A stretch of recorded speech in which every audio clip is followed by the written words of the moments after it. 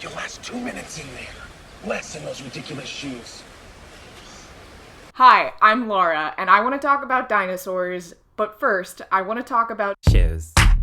Oh my god, shoes. The first installment in the reboot of the Jurassic Park franchise had barely hit theaters when the internet lost its collective mind over Bryce Dallas Howard's Claire's high-heeled shoes. Oh my god, shoes. Jumping into the wardrobe question, I have to, for a second. Yes!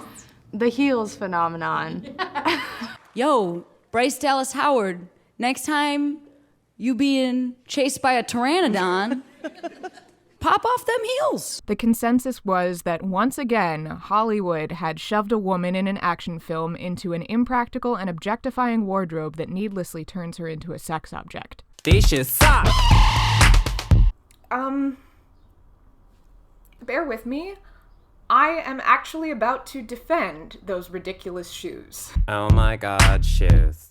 Let's start with Hollywood's previously mentioned obsession with shoving women in action films into impractical and objectifying wardrobes, because it's important that we start on the same page here. That absolutely is a pattern, and it absolutely is extremely problematic in terms of what it does for representations of kick-ass women. When Batgirl, or Silk Spectre, or Elektra, or the Charlie's Angels, or Gamora, or Judas Priest on a pony, this list could go on all day, are shown wearing heels, it undermines the stories being told about these women. That they are badass fighters who make their livelihoods by kicking bad guys' heads in. They got dressed today expecting to get into this exact situation. So why did they opt for these uncomfortable shoes that make walking difficult, much less this? At minimum, these choices make these ladies look underprepared for their jobs. At more extreme levels, high heels combined with other hypersexualized wardrobe elements start to tell a really insidious story.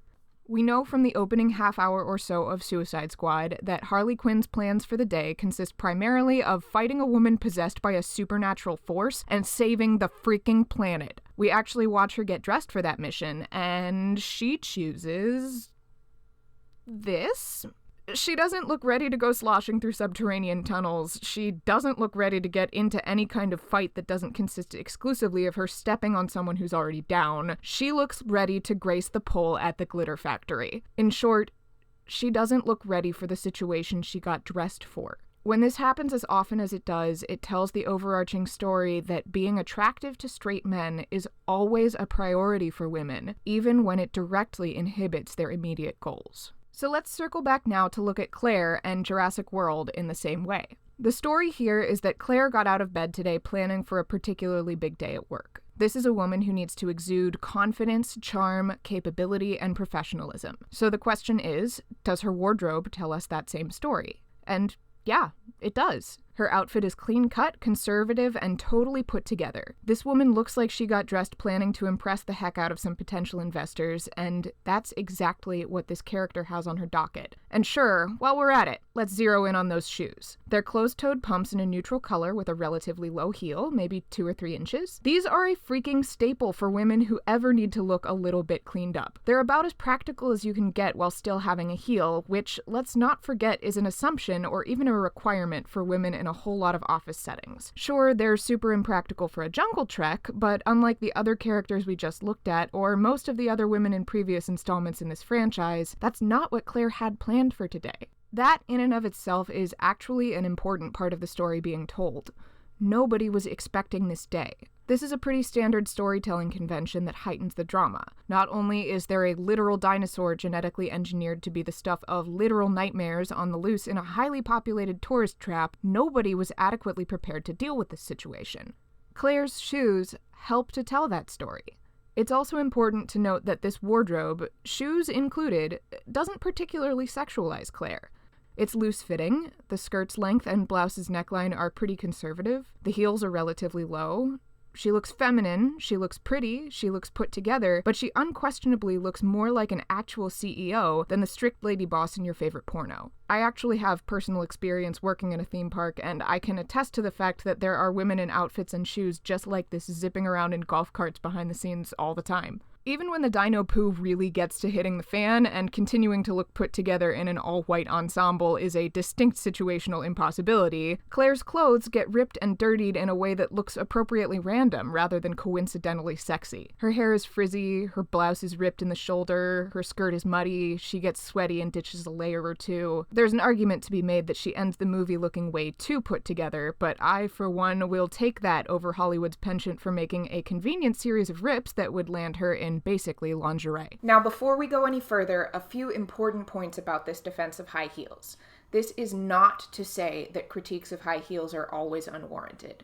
As previously mentioned, when a character's wardrobe tells a story in direct contradiction to what the script is telling us for the purposes of making her look sexier, this is a real problem. This is also not to say that an impractical wardrobe stops being problematic as long as there's a reason for it.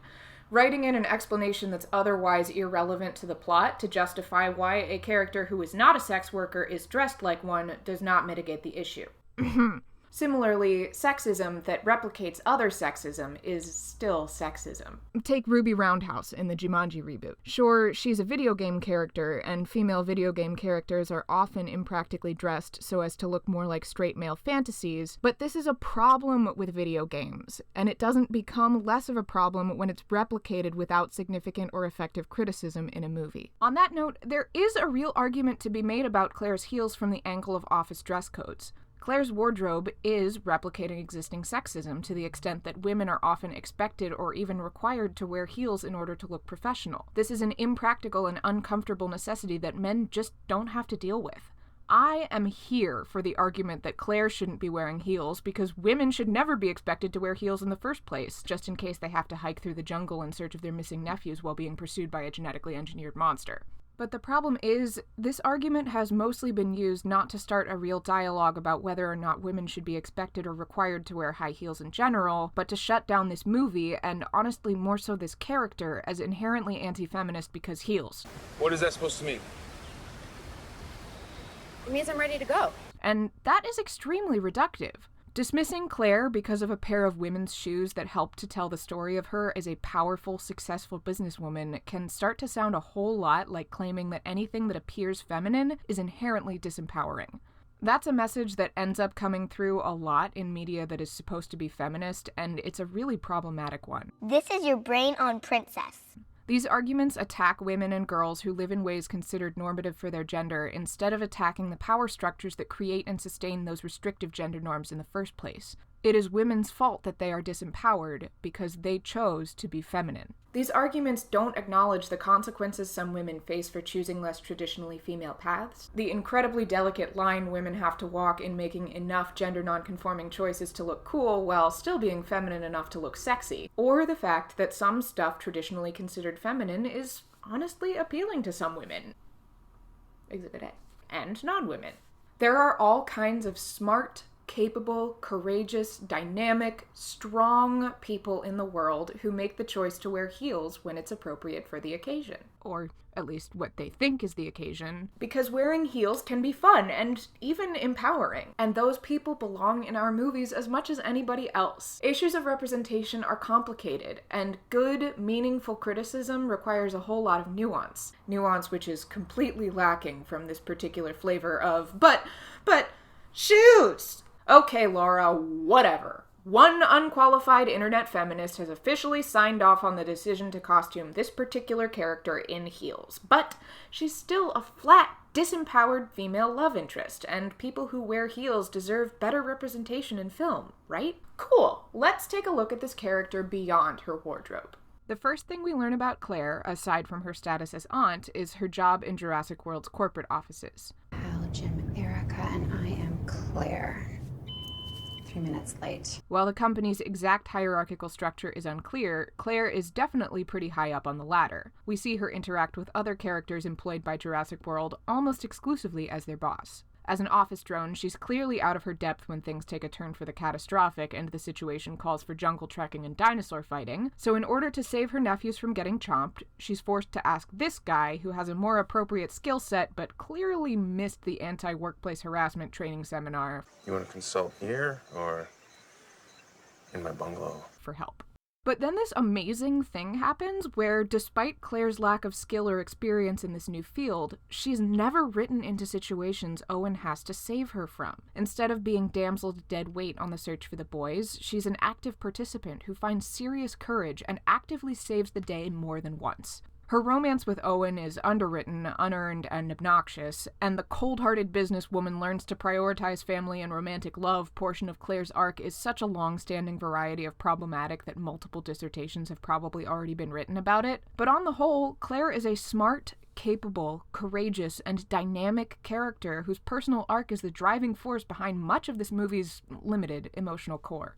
Plus, as a bonus, Bryce Dallas Howard and Chris Pratt are actually pretty close in age, and their portrayals of Claire and Owen, if anything, age her up and him down, which is downright revolutionary in a Hollywood blockbuster. I'd honestly categorize Claire as a pretty decent entry in this franchise's history of better-than-average respect for its female protagonists. Given all this, why is it that this character is so easily remembered as a disempowered floozy? Is it seriously just because of her shoes? Well, so much of what passes for feminist criticism of this movie has been about those damn heels, so yeah, that's probably part of it. But there's another factor that's even more important.